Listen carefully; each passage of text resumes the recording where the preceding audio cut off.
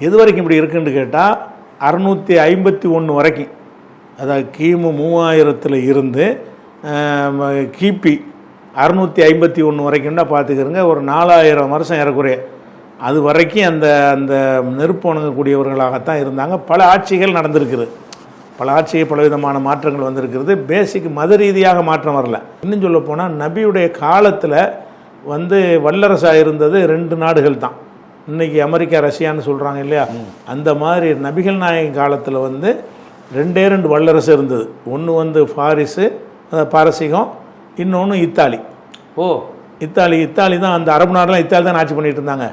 அதனால அந்த முசோலினிலாம் வர்றது அதெல்லாம் வருதில்ல, அவங்க கையில் தான் அதெல்லாம் இருந்துச்சு. அரபு நாடுகள் பூராவுமே அந்த இத்தாலியுடைய கண்ட்ரோல்லாம் ரோமாபுரிம்பாங்க.